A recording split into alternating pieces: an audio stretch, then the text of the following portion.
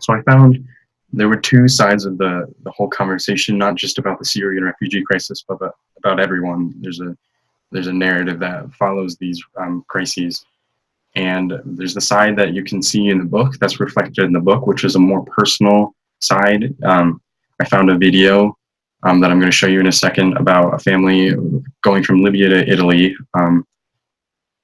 There were 50 kids plus some adults on this boat, and only one of the kids that you'll see in the video actually survived because the boat sank, which is very much in line with what we saw in the book. And I wish I had seen that video before reading the book, because I think that would have really sold me on the tragedy. It would have showed the depth of the issue, because it's almost exactly how it appears in the book. It's people desperately trying to change their circumstances and dying because of it. And then there's the other side of the story, which is the one that I think as Americans and as people in developed countries we see far more often, which is treats refugees as numbers, not as people as much as objects, and that they are a problem that we must solve. But they're a number and they're a dollar amount, how much they're costing countries.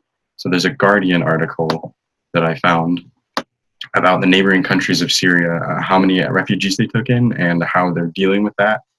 They would like to return the refugees basically now. They want them to go home, but it's not safe still.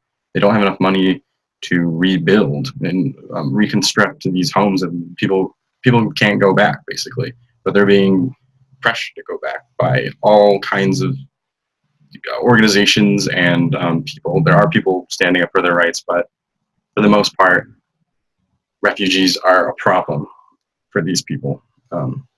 I applaud these people and what they're standing for, and I like the image of these welcoming mats welcoming the refugees home, but I don't think they understand that they're not coming home. They're going to a place for safety. They don't really get to go back home. And that kind of is reflected in the book.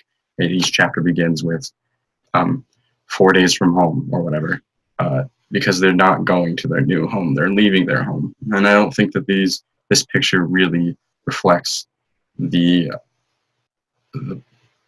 tragedy of it. Yeah. So then I'm going to show you the video really quick, if I can find it.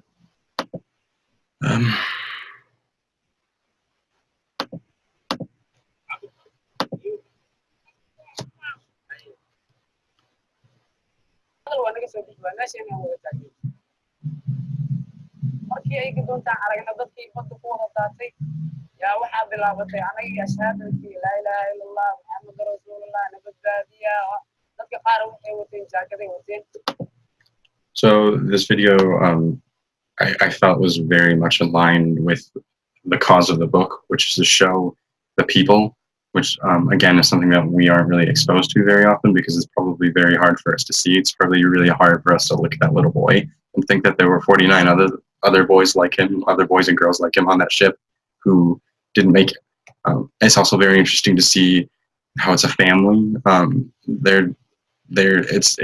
This could be like the fourth story in Refugee for all we know. It's very similar.